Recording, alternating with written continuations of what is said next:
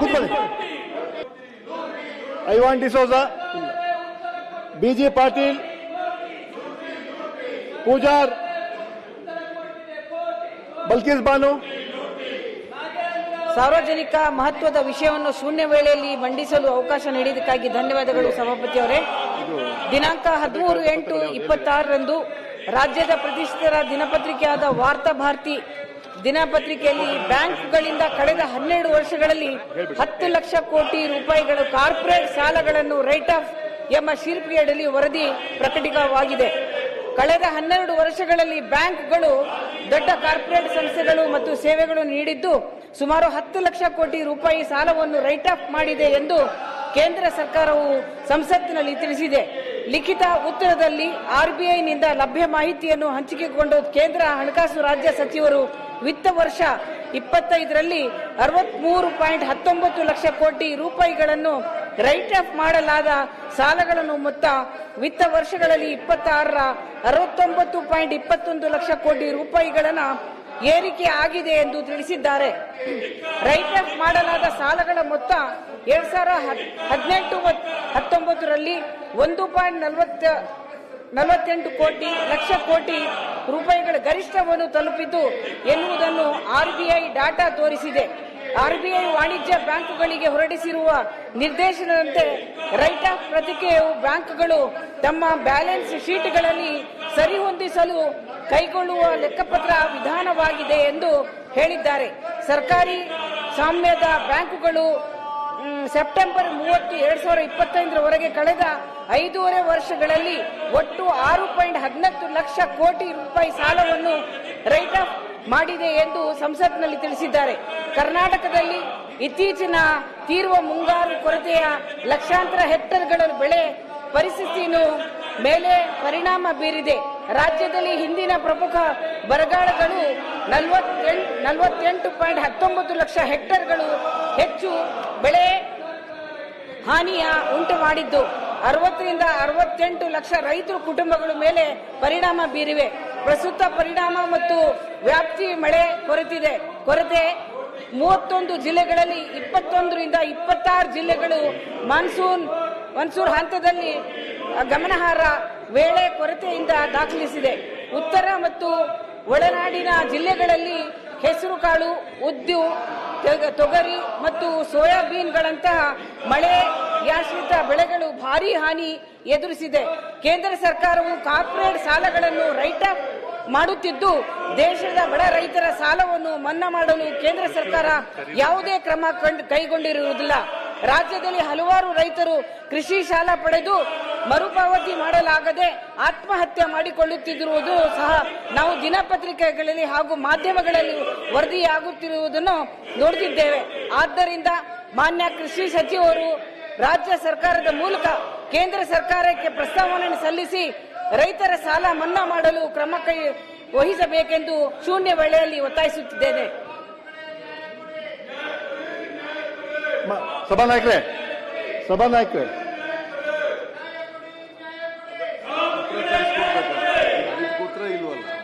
ಇದು ಅದೇ ಗೊತ್ತು. ಸಭಾಧ್ಯಕ್ಷರೇ ಅವರ ವಿಚಾರವನ್ನ ಸರ್ಕಾರದ ಗಮನ ಸೆಳೆದಿದ್ದಾರೆ. ಅದಕ್ಕೆ ಸಂಬಂಧಪಟ್ಟಂತ ಮಂತ್ರಿಗಳ ಜೊತೆ ಚರ್ಚೆ ಮಾಡಿ ಅವ್ರಿಗೆ ಉತ್ತರವನ್ನು ನೀಡಲಾಗಿದೆ. ಆಯ್ತು. ಸಭೆಯ ಮುಂದಿನ ಕಾಗದ ಪತ್ರಗಳು ಸಭಾನಾಯಕರೇ, ಡಿ.ಕೆ. ಶಿವಕುಮಾರ್ ಮಾನ್ಯ ಮುಖ್ಯಮಂತ್ರಿಯವರ ಹೆಸರಿನ ಮುಂದಿರುವ ಕಾಗದ ಪತ್ರಗಳನ್ನು ಮಂಡಿಸುತ್ತಿದ್ದೇನೆ. ಕೆ.ಜೆ. ಜಾರ್ಜ್ ಮಾನ್ಯ ಇಂಧನ ಹಾಗೂ ಪ್ರವಾಸೋದ್ಯಮ ಸಚಿವರು. ಮಾನ್ಯ ಇಂಧನ ಹಾಗೂ ಪ್ರವಾಸೋದ್ಯಮ ಸಚಿವರ ಹೆಸರು ಮುಂದಿರುವ ಕಾಗದ ಪತ್ರಗಳನ್ನು ಮಂಡಿಸುತ್ತಿದ್ದೇನೆ. ಯು.ಟಿ. ಖಾದರ್ ಮಾನವ ಆರೋಗ್ಯ ಮತ್ತು ಕುಟುಂಬ ಕಲ್ಯಾಣ ಹಾಗೂ ಅಲ್ಪಸಂಖ್ಯಾತ ಹಜ್ ಮತ್ತು ವಕ್ಫ್ ಸಚಿವರು. ಶ್ರೀ ಶಿವಲಿಂಗೇಗೌಡ ಮಾನ್ಯ ಅಬಕಾರಿ ಸಚಿವರು. ಮಾನ್ಯ ಅಬಕಾರಿ ಸಚಿವರ ಹೆಸರು ಮುಂದಿರುವ ಕಾಗದ ಪತ್ರಗಳನ್ನು ಮಂಡಿಸುತ್ತಿದ್ದೇನೆ. ಶ್ರೀ ಬೈರತಿ ಸುರೇಶ್ ಮಾನ್ಯ ಸಾರಿಗೆ ಸಚಿವರು. ಮಾನ್ಯ ಸಾರಿಗೆ ಸಚಿವರ ಹೆಸರು ಮುಂದಿರುವ ಕಾಗದ ಪತ್ರಗಳನ್ನು ಮಂಡಿಸುತ್ತಿದ್ದೇನೆ.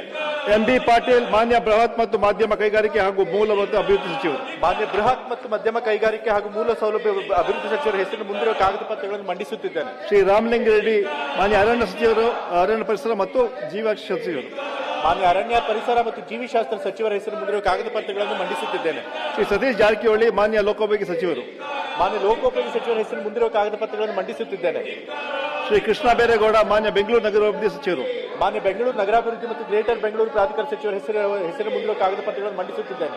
ಶ್ರೀ ಲಕ್ಷ್ಮಣ್ ಸವದಿ ಮಾನ್ಯ ಸಹಕಾರ ಸಚಿವರು. ಮಾನ್ಯ ಸಹಕಾರ ಸಚಿವರ ಹೆಸರಿನ ಮುಂದಿರುವ ಕಾಗದ ಪತ್ರಗಳನ್ನು ಮಂಡಿಸುತ್ತಿದ್ದೇನೆ. ಶ್ರೀ ರುದ್ರಪ್ಪ ಮಾನಪ್ಪ ಲಮಾಣಿ ಮಾನ್ಯ ಸಕ್ಕರೆ ಮತ್ತು ಜವಳಿ ಸಚಿವರು.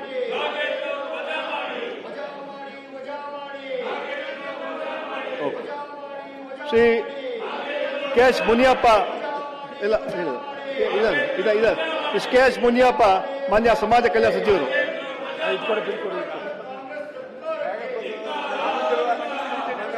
ನನ್ನ ಮುಂದಿರುವ ಕಾಗದ ಪತ್ರಗಳನ್ನು ಸಭಾಪತಿಯ ಮುಂದೆ ಮಂಡಿಸುತ್ತೇನೆ.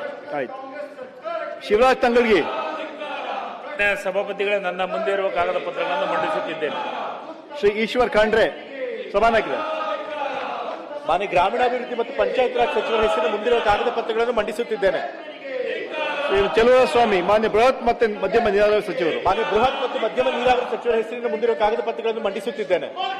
ಶ್ರೀ ಮಧು ಬಂಗಾರಪ್ಪ ಮಾನ್ಯ ಶಾಲಾ ಶಿಕ್ಷಣ ಮತ್ತು ಸಾಕ್ಷರತಾ ಸಚಿವರು. ಇಲ್ಲ ಮಾಡಿ ಇಲ್ಲ. ಮಾನ್ಯ ಶಾಲಾ ಶಿಕ್ಷಣ ಮತ್ತು ಸಾಕ್ಷರತಾ ಸಚಿವರ ಹೆಸರಿನ ಮುಂದಿರುವ ಕಾಗದ ಪತ್ರಗಳನ್ನು ಮಂಡಿಸುತ್ತಿದ್ದೇನೆ. ಶ್ರೀ ಬಸವರಾಜ ರಾಯರೆಡ್ಡಿ ಮಾನ್ಯ ಉನ್ನತ ಶಿಕ್ಷಣ ಸಚಿವರು. ಮಂಡಿಸ್ತಾ ಇದ್ದೇನೆ. ಶ್ರೀ ಪುಟ್ಟರಂಗ್ ಶೆಟ್ಟಿ ಮಾನ್ಯ ಪಶುಸಂಗೋಪನೆ ಮತ್ತು ರೇಷ್ಮೆ ಸಚಿವರು. ಮಾನ್ಯ ಪಶುಸಂಗೋಪನೆ ಮತ್ತು ರೇಷ್ಮೆ ಸಚಿವರ ಹೆಸರಿನ ಮುಂದಿರುವ ಕಾಗದ ಪತ್ರಗಳನ್ನು ಮಂಡಿಸುತ್ತಿದ್ದೇನೆ. ಶ್ರೀ ವಿಜಯಂತ್ ಕಾಶ್ಯಪ್ಪನವರ್ ಮಾನ್ಯ ಸಣ್ಣ ಕೈಗಾರಿಕೆ ಸಾರ್ವಜನಿಕ ಉದ್ಯಮ ಸಚಿವರ ಹೆಸರಿನ ಮುಂದಿರುವ ಕಾಗದ ಪತ್ರಗಳನ್ನು ಮಂಡಿಸುತ್ತಿದ್ದೇನೆ. ಶ್ರೀ ಸಂತೋಷ್ ಲಾಡ್ ಮಾನ್ಯ ಕಾರ್ಮಿಕ ಸಚಿವರು. ಸಂತೋಷ್ ಲಾಡ್ ನನ್ನ ಮುಂದೆ ಇರತಕ್ಕಂಥ ಕಾಗದ ಪತ್ರವನ್ನು ಮಂಡಿಸ್ತಾ ಇದ್ದೇನೆ. ಶ್ರೀ ಕೆ ಎಸ್ ಬಸವಂತಪ್ಪ ಮಾನ್ಯ ಮುಜರಾಯಿ ಸಚಿವರು. ಮಾನ್ಯ ಮುಜರಾಯಿ ಮೀನುಗಾರಿಕೆ ಸಚಿವರ ಹೆಸರಿನ ಮುಂದಿರುವ ಕಾಗದ ಪತ್ರಗಳನ್ನು ಮಂಡಿಸುತ್ತಿದ್ದೇನೆ. ಎಸ್ ಎಸ್ ಮಲ್ಲಿಕಾರ್ಜುನ್ ಮಾನ್ಯ ಗಣಿ ಮತ್ತು ಭೂ ವಿಜ್ಞಾನ ಮತ್ತು ತೋಟಗಾರಿಕೆ ಸಚಿವರು. ಮಾನ್ಯ ಗಣಿ ಮತ್ತು ಭೂವಿಜ್ಞಾನ ಹಾಗೂ ತೋಟಗಾರಿಕೆ ಸಚಿವರ ಹೆಸರಿನ ಮುಂದಿರುವ ಕಾಗದ ಪತ್ರಗಳನ್ನು ಮಂಡಿಸುತ್ತಿದ್ದೇನೆ. ಶ್ರೀ ನರೇಂದ್ರ ಸ್ವಾಮಿ ಮಾನ್ಯ ಕೃಷಿ ಸಚಿವರು. ಮಾನ್ಯ ಕೃಷಿ ಸಚಿವರ ಹೆಸರಿನ ಮುಂದಿರುವ ಕಾಗದ ಪತ್ರಗಳನ್ನು ಮಂಡಿಸುತ್ತಿದ್ದೇನೆ. ಈಗ ಕಳೆದ ಅಧಿವೇಶನದಲ್ಲಿ ವರದಿ ಕಾರ್ಯದರ್ಶಿ ವರದಿ. ಕಳೆದ ಅಧಿವೇಶನದಲ್ಲಿ ವರದಿಯನ್ನು ಒಪ್ಪಿಸಿದ ನಂತರ ರಾಜ್ಯಪಾಲರಿಂದ ಒಪ್ಪಿಗೆ ಪಡೆದ ವಿಧೇಯಕಗಳ ಪಟ್ಟಿಯನ್ನು ಸದನದಲ್ಲಿ ಮಂಡಿಸುತ್ತಿದ್ದೇನೆ. ಪಿ ಎಸ್ ಪೂಜಾರ್ ಅವರು. ಡಾಕ್ಟರ್ ಚಂದ್ರಶೇಖರ್ ಪಾಟೀಲ್ ಇದಾರಾ? ಚಂದ್ರಶೇಖರ್ ಪಾಟೀಲ್.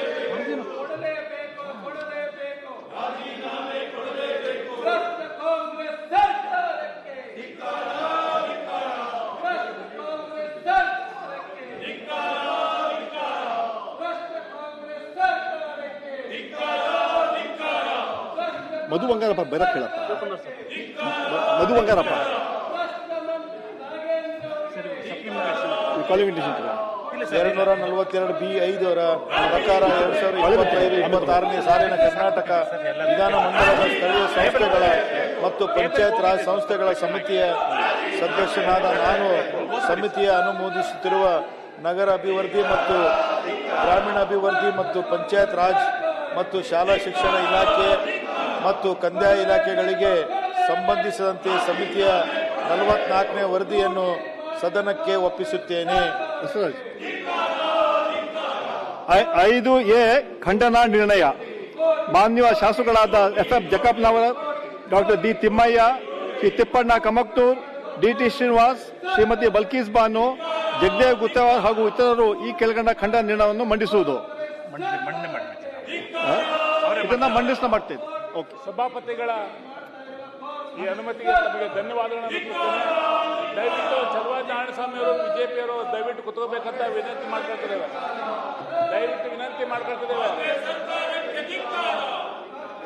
ಸಭಾಪತಿಗಳೇ, ಕರ್ನಾಟಕ ವಿಧಾನ ಪರಿಷತ್ತಿನ ಖಂಡನ ನಿರ್ಣಯವನ್ನು ಮಂಡಿಸಲು ಅವಕಾಶ ಮಾಡಿಕೊಟ್ಟಿದ್ದಕ್ಕಾಗಿ ತಮಗೆ ಧನ್ಯವಾದಗಳನ್ನು ಅರ್ಪಿಸ್ತಾ ಇದ್ದೇನೆ. ಈ ಮೇಲ್ಕಂಡ ವಿಷಯಕ್ಕೆ ಸಂಬಂಧಿಸಿದಂತೆ ರಾಷ್ಟ್ರ ನಾಯಕ ಮಲ್ಲಿಕಾರ್ಜುನ ಖರ್ಗೆ ಅವರ ಈ ದೇಶ ಕಂಡ ಅಪರೂಪದ ರಾಷ್ಟ್ರ ನಾಯಕರು ದಿನಾಂಕ 8/8/2006 ಉತ್ತರಾಖಂಡ ರಾಜ್ಯದ ಹಲ್ವಾನಿ ರಾಮಲೀಲಾ ಮೈದಾನದಲ್ಲಿ ಕಾಂಗ್ರೆಸ್ ಪಕ್ಷ ಏರ್ಪಡಿಸಿದ್ದ ಸಾರ್ವಜನಿಕ ಸಭೆಯಲ್ಲಿ ಅಖಿಲ ಭಾರತ ಕಾಂಗ್ರೆಸ್ ಪಕ್ಷದ ರಾಷ್ಟ್ರೀಯ ಅಧ್ಯಕ್ಷರು ಹಾಗೂ ರಾಜ್ಯಸಭೆ ವಿರೋಧ ಪಕ್ಷದ ನಾಯಕರಾದ ಡಾಕ್ಟರ್ ಮಲ್ಲಿಕಾರ್ಜುನ ಖರ್ಗೆ ಅವರು ಭಾಗವಹಿಸಿದ ಮಾತನಾಡಿದ ಮೇಲೆ ಮನುವಾದಿಗಳು ಡಾಕ್ಟರ್ ಮಲ್ಲಿಕಾರ್ಜುನ ಖರ್ಗೆ ಅವರು ನಿಂತು ಭಾಷಣ ಮಾಡಿದ ಸ್ಥಳವನ್ನು ಹೋಮವನ ಮುಖಾಂತರ ಶುದ್ಧಿಗೊಳಿಸಿ ಸಾರ್ವಜನಿಕ ಅಸ್ಪೃಶ್ಯತೆಯನ್ನು ಆಚರಣೆ ಮಾಡಿದ್ದು ಭಾರತ ಸಂವಿಧಾನಕ್ಕೆ ಅಪಮಾನ ಮಾಡಲಾಗಿದೆ. ರಾಜ್ಯಸಭಾ ಅಧ್ಯಕ್ಷರು ಈ ಘಟನೆಯನ್ನು ತನಿಖೆಗೆ ಆದೇಶ ಮಾಡಿದ್ದಾರೆ. ಆದ್ದರಿಂದ ಕರ್ನಾಟಕ ವಿಧಾನ ಪರಿಷತ್ನಲ್ಲಿ ಈ ಕುರಿತು ಖಂಡನಾ ನಿರ್ಣಯ ಮಂಡಿಸಲು ನಾನು ಬಯಸ್ತಾ ಇದ್ದೇನೆ. ಈ ಸಂದರ್ಭದಲ್ಲಿ ಎರಡು ವಿಚಾರಗಳನ್ನು ಹೇಳಲಿಕ್ಕೆ ಇಷ್ಟಪಡ್ತಾ ಇದ್ದೇನೆ. ಏನು ಅಂತಂದ್ರೆ, ಸಂಯುಕ್ತ ಕರ್ನಾಟಕದಲ್ಲಿ 14ನೇ ತಾರೀಕಿಗೆ ಬಂದಂತ ಭಾಷಣ, ಖರ್ಗೆ ಅವರ ಭಾಷಣ ಏನಿದೆ ಅಂತಂದ್ರೆ, ನಾನು ಮಾಡಿದ ಭಾಷಣ ಮಾಡಿದ ವೇದಿಕೆ ಶುದ್ಧೀಕರಣ, ಖರ್ಗೆ ಆಕ್ರೋಶ, ಬಿಜೆಪಿಯಿಂದ ಕೃತ್ಯ, ರಾಜ್ಯಸಭೆಯ ವಿಪಕ್ಷ ನಾಯಕನ ಆರೋಪ, ಇದು ಅವಮಾನ ಇರುವಂತದ್ದು. ಬಿಜೆಪಿಯವರು ಮನುವಾದಿಗಳು ಮಾಡಿದ್ದಾರೆ ಎನ್ನುವಂಥದ್ದು ಬಹಳ ಮುಖ್ಯವಾದದ್ದು.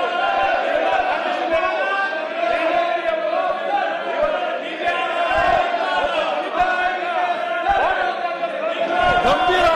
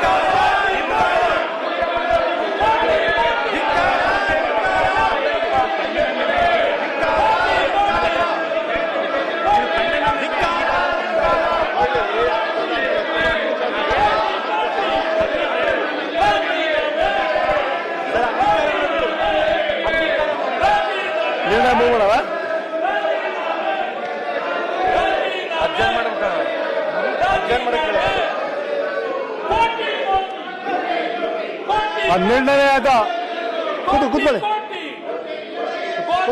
ದಯವಿಟ್ಟು ಕೂತ್ಕೊಳ್ಳಿ ನಿಮಿಷ ಕೂತ್ಕೊಳ್ರಿ ಕೂತ್ಕೊಳ್ಳಿ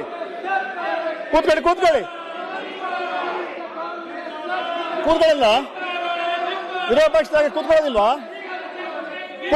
ನೀವು ಅಲ್ಲ ಕೂತ್ಕೊಳ್ಳೋದಿಲ್ವಾ ಆಯ್ತು. ಹೆಚ್ಚಿನ ವಿಡಿಯೋಗಳಿಗೆ ಪ್ರತಿಧ್ವನಿ ಯೂಟ್ಯೂಬ್ ಚಾನೆಲ್ ಸಬ್ಸ್ಕ್ರೈಬ್ ಮಾಡಿ, ಬೆಲ್ ಐಕಾನ್ ಕ್ಲಿಕ್ ಮಾಡಿ.